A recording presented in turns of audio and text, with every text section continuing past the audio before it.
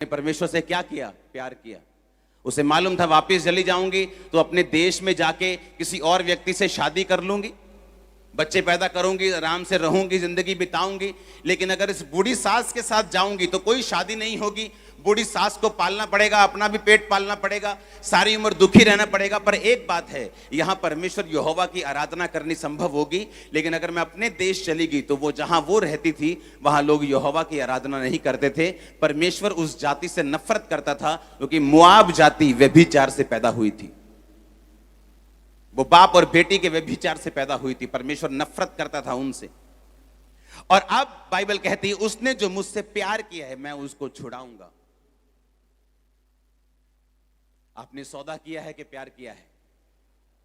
ये तो सौदा है कि मैं 40 रोजे रखूंगा तो मुझे चंगा करेगा, मैं ये अंगीकार करूंगा और तुझे ये करना पड़ेगा, मैं चर्च जाऊंगा और तुझे मेरी ब्लेसिंग मुझे रिलीज करनी होगी। ये सौदा है, ये प्यार नहीं।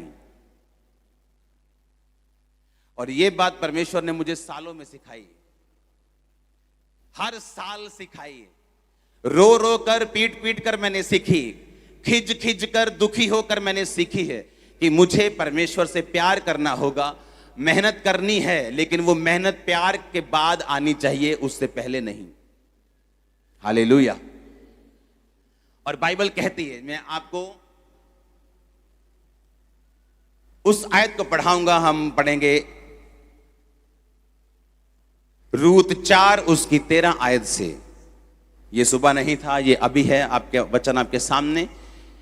उसका सेकंड पार्ट, रूत की पुस्तक, उसका 4 बाब उसकी 13 आयत को मैं पढ़ूंगा। तब बोअज ने रूत से विवाह कर लिया और वह उसकी पत्नी हो गई। और जब वह उसके पास गया तो यहोवा की दया से उसको गर्भ रहा और उसके बेटा उत्पन्न हुआ। तब स्त्रियों ने नयोमी से कहा, यहोवा धन्य है जिसने तुझे आज छुड़ाने वाले रिश्तेदार के बिना नहीं छोड़ा और इज़राइल में उसका नाम बड़ा हो। और ये तेरे लिए जी में जी ले आने वाला और तेरे बुढ़ापे में पालने वाला हो, क्योंकि तेरी बहू जो तुझसे प्रेम रखती और 7 बेटों से भी तेरे लिए श्रेष्ठ है, उसी का ये बेटा है। तब नयोमी उस बच्चे को अपनी गोद में रखकर उसकी धाई का काम करने लगी।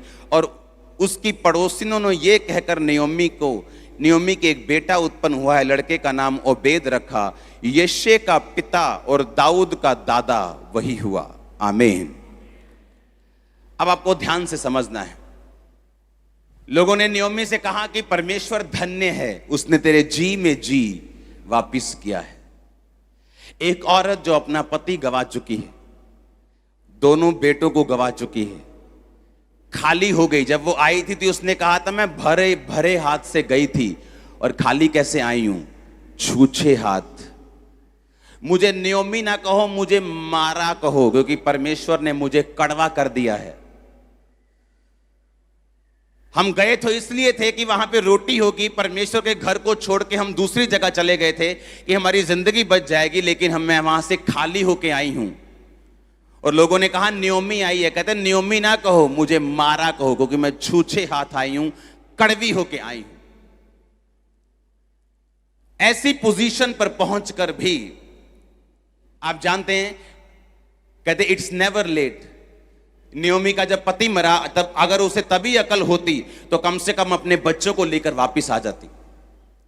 लेकिन जब उसका पति मरा, उसे लगा हाँ इत्तेफाक हो सकता है, सबने तो मरना ही है एक दिन, इत्तेफाक से वो मर गया होगा। लेकिन जब उसके बेटे मर गए, उसको मालूम हो गया कि ये इत्तेफाक नहीं है, ये परमेश्वर का क्रोध है, ये परमेश्वर का, ये उसके वचन का क्रोध हमारे ऊपर आया है कि हमने परमेश्वर के घर को छोड़ के हम मोआब में चले गए, जहां परमेश्वर की आराधना नहीं है, जहां परमेश्वर जिस जाति से नफरत करता है, जस्ट कि हम मरे ना। परमेश्वर ने कहा जो कुछ तू मुझे छोड़कर पाना चाहेगा, जिंदगी पाना चाहेगा, तू उसे गवा देगा।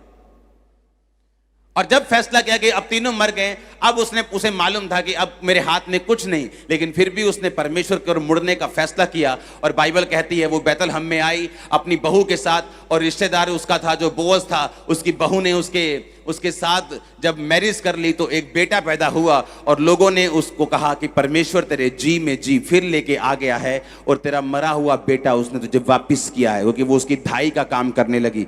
हाँ, उसको दूध पिलाने लगी, उसको केयर करने लगी, और वो उसकी एक तरह से मां बन गई। और परमेश्वर ने फिर से उसको छुटकारा दिया।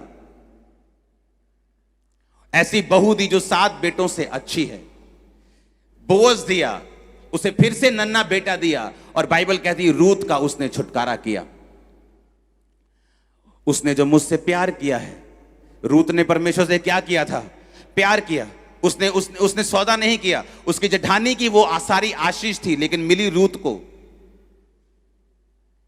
अगर शादी होती बोअज की रिश्तेदार के किसी निकट रिश्तेदार से, तो वो उसकी जेठानी से होती, लेकिन जब वो वापस चली गई और रूत रह गई, तो उसकी शादी फिर रूत के साथ हुई। और बाइबल कहती परमेश्वर ने कहा, तुम मुझसे प्यार करेगा, मैं तुझे छुड़ाऊंगा और मैं तुझे ऊंचे स्थान पर रखूंगा। जिस खेत में रूत काम करने लगी, उसी खेत की वो मालकिन बन गई, क्योंकि उसका वचन है, मैं तुझे ऊंचे स्थान पर रखूंगा। उसने ये नहीं कहा मैं तुझे नीचे, उसने कहा मैं तुझे छुड़ाऊंगा और मैं तुझे ऊंचे स्थान पर रखूंगा। आपकी फैमिली, आपके बच्चे, आपके लोग, आपका फाइनेंस, आप ऊंचे स्थान पर रहेंगे। अगर आप परमेश्वर पे विश्वास करते हैं, आप सौदा करने नहीं आए। आपने बैप्टिज्म ले लिया, आप चेक नहीं करने आए कि जब मैं हो जाऊंगा तब मैं ले लूंगा, अब मैं पाप करता हूं, अब मैं बिजनेस करता हूं, मुझसे गलती ना हो जाए। अगर आप इस मेंटालिटी के हैं, तो आप इस वचन के लिए नहीं हैं। मैं उस छुटकारे की बात कर रहा हूं जो जग जाहिर होता है। मैं उस छुटकारे की बात कर रहा हूं जिससे आंखें खुल जाती हैं और लोग बोलते हैं आह क्या बात है। मैं उस छुटकारे की बात कर रहा हूं जो परमेश्वर अब आपका करने जा रहा है, जो खुदा के साथ वफादार हैं। उसने कहा उसने जो मुझसे प्यार किया, मैं उसे छुड़ाऊंगा भी, मैं उसको ऊंचे स्थान पर रखूंगा। वो ऊंचे स्थान पर आपको रखने के लिए तैयार है। आप तैयार हैं क्या? वो कहता है मैं तेरे बच्चों को ऊंचे स्थान पर रखूंगा, मैं तेरी फैमिली को ऊंचे स्थान पर रखूंगा। हालेलुया। वो डिसीजन लेना ऐसी परिस्थितियों में कि अब भी मैं परमेश्वर के साथ वफादार रहने के लिए तैयार हूं। क्या इसके बाद भी परमेश्वर के साथ वफादार रहने के लिए तैयार हूं? एक नॉन बिलीवर बहू, इमेजिन करो, जब उसकी शादी हुई तो उसको मालूम था कि ये क्रिश्चियन है। इमेजिन करो क्रिश्चियन घर में शादी हुई और सोरा मर जाए और उसके बाद हस्बैंड मर जाए, तो क्या फेथ रह जाएगा अभी परमेश्वर के ऊपर? अंदर उत्तम विचार रखना चाहिए। प्रार्थना जो भी कर रहे हो आपकी सुनी जाएगी, लेकिन उसका फल उत्तम है और उत्तम विचार होना चाहिए। और ये विश्वास करना चाहिए कि प्रभु के यीशु के लिए कुछ भी काम संभव नहीं है। उसकी प्रार्थना जब आप करते हो, बराबर प्रार्थना वहाँ लिखी जाती है, उनके चरणों में रहती है, लेकिन वो समय का स्वामी है। कई प्रार्थना ऐसी होती है कि जो हमें रोज़ करना चाहिए, और कई प्रार्थना ऐसी होती है कि एक बार प्रार्थना करने के बाद में सिर्फ परमेश्वर को धन्यवाद देना चाहिए बड़ी आशा भरी से कि ये मेरी प्रार्थना परमेश्वर जरूर सुनेगा। और कई प्रार्थना होती है जिसे हमें रोज करना चाहिए। प्रार्थना करने से पहले ये जाने कब यीशु से प्रार्थना कर रहे हैं कि उसे आदेश देते हैं। कई लोग प्रार्थना ऐसी करते हैं प्रभु से जैसे उसको आदेश देते हैं, ये कर ले तू ये करना पड़ेगा, तो ये करना पड़ेगा। पहले प्रार्थना करने से पहले सोचे हम किसके साथ प्रार्थना कर रहे हैं, हम उसे आदेश दे रहे हैं कि निवेदन कर रहे हैं। हम अक्सर आदेश देते हैं। आपके साथ ये जरूर वो होता है जिसको आप बहुत प्यार करते हैं, उसका नाम आप अपनी हथेली में लिख लेते हैं। जिससे आप मोहब्बत करते हैं, प्यार करते हैं, आप अपना नाम पेन से लिखते हैं, मेहंदी से लिखते हैं, और लेकिन एक दिन वो मिट जाता है। वो लिखा हुआ हल्दी का नाम भी मिट जाता है। वो एक दिन ऐसा आता है कि जिससे आप प्रेम करते हो वो भी मिट जाता है। लेकिन परमेश्वर हमारे यीशु मसीह ने हमारा नाम नहीं, हमारा चेहरा हथेली पे गोदा है। हमारे चेहरे को उसने हथेली पे गोदा है कि जब भी देखे हमारा फोटो आ जाता है। उसको बोलते हैं प्रेम। उसका प्रेम अधूरा नहीं है, उसका प्रेम महान है। और वो ये नहीं बोलता कहीं भी जाओ, कहीं भी जाओ। दाऊद क्या बोलता है कि मैं परमेश्वर के साथ बना रहता हूँ। एलिया ने भी कहा, बोलता है मैं धन्यवाद देता हूँ जिसके करीब में बना रहता हूँ। उसके करीब कैसे बना रहेगा?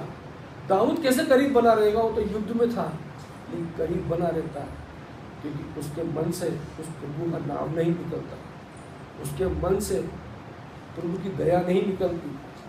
हमेशा परमेश्वर में वो बना रहता है। अखंडाकार वृत्ति बना लेता है वो। अखंडाकार वृत्ति ये होती है कि हमारे अंदर चलते उठते बैठते खाते धन्यवाद यीशु, धन्यवाद प्रभु, धन्यवाद, उसको बोलते हैं अखंडाकार वृत्ति।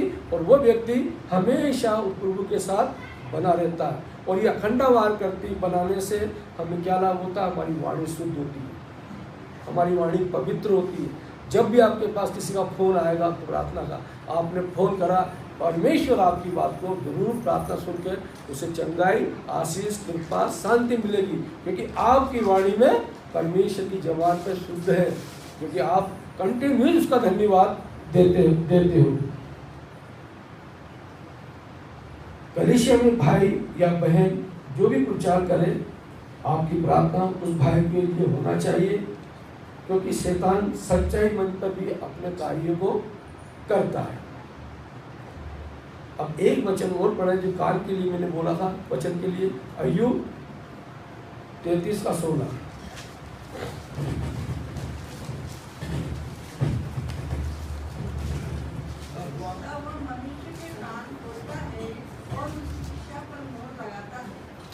कान खोल देता है और मोहर लगा देता है उस पर। जब आप वचन सुनते हो तो छाप लगा देता है, वो मोहर लगा देता है, और मोहर जब परमेश्वर की लगती है तो फिर वो वचन आपके अंदर से इधर ना उधर जाते हैं। तो परमेश्वर क्या बोलता है? ना इधर उधर मत ताक, मेज और देख। फिर परमेश्वर के वचन आपके अंदर जाकर फल लाते हैं, फिर आपकी सोच को बदल देते हैं, आपके अज्ञान को हटा देते हैं। इसलिए अब चलो अब शुरू करते हैं, मेन वचन पे आएंगे अपन। पहला इतिहास, दूसरा इतिहास 16:9। देखिए, यहोवा की दृष्टि सारी पृथ्वी पर इसलिए फिरती रहती है कि जिनका मन उसकी ओर निष्कपट रहता है, उनकी सहायता में वह अपनी सामर्थ्य दिखाए। तूने यह काम मूर्खता से किया है, इसलिए अब से तू लड़ाइयों में फंसा रहेगा। परमेश्वर की दृष्टि किसलिए लगी रहती है?